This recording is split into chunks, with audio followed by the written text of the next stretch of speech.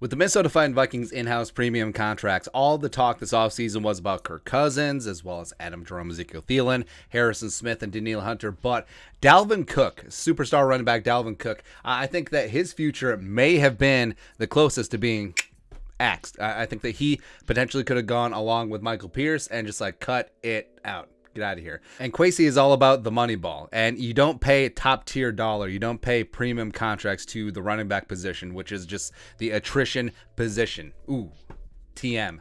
And even though the Browns, his previous team, did just pay up Nick Chubb, whatever. And Dalvin has an $11.88 million cap hit with an $8.3 million base salary, which was not fully guaranteed before Friday, the third day of the new league year. And by average, he's the fourth highest paid running back in the National Football League behind Christian McCaffrey, Zeke, as well as Alvin Kamara. And I didn't think that the Vikings were going to potentially trade Dalvin Cook. I don't think that there was going to be a huge market, even though Dalvin, when he's healthy, can be one of the best running backs in the game. But at that contract, given his age, going to turn 27 this season, I didn't see the Vikings just moving on. I don't see the Vikings moving him, or there'd be a big market. So I think that if the Vikings were going to be out on Dalvin, I think that it was going to be a cut, which first cut's the deepest.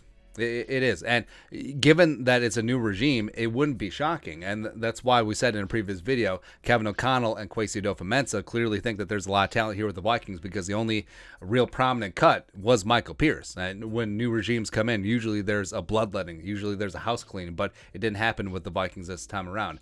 And Dalvin, I love him, man.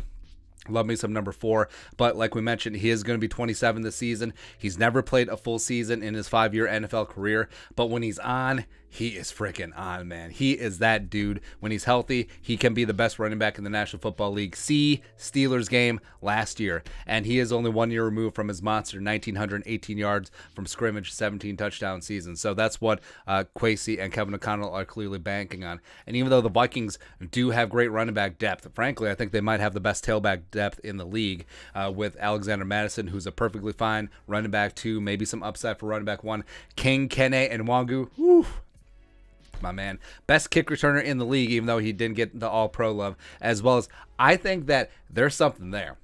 Even though he was a little bit older coming out of Iowa State, the fact that he was David Montgomery and Breece Hall's backup means a little less mileage on the tires, if you know what I mean. And I think that he could be just a stud. I mean, getting King Kene 3, 4, 5 touches a game, just you get it on, man. Plus, Curtis Modkins coming over from the Broncos, run game coordinator and running backs coach. He did great things in Denver with Javonte Williams, the rookie second-round pick from North Carolina, as well as Melvin Gordon, the stupid Badger.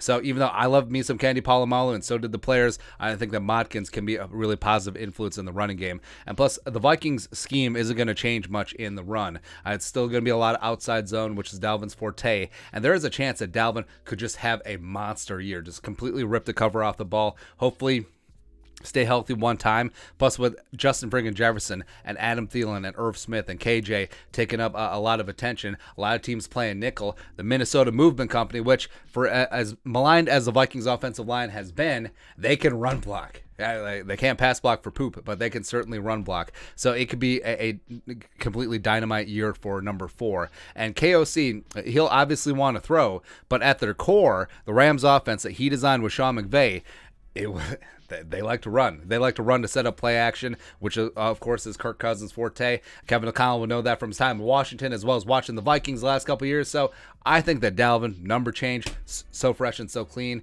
could have a big-time season. Then we'd have to revisit his contract, because next year he makes a non-guaranteed $10.4 million base salary with a $14.1 million cap hit. So, and he's going to be 28, which I don't know what it is. With running backs, it goes fast, man. My favorite anecdote of this is Sean Alexander was league MVP in 2005. In 24 games, he was out. He was out of the NFL in 24 games, which is just, but either way, glad that the Vikings are keeping Dalvin. He's going to be a big part of the offense this year, hopefully staying healthy. And one way to stay healthy, give a couple carries to Madison. Definitely give a couple carries to King Kene. I mean, baby, we got Stu going. Come on. But your thoughts are thoughts. Dalvin's 2022 base salary is not fully guaranteed.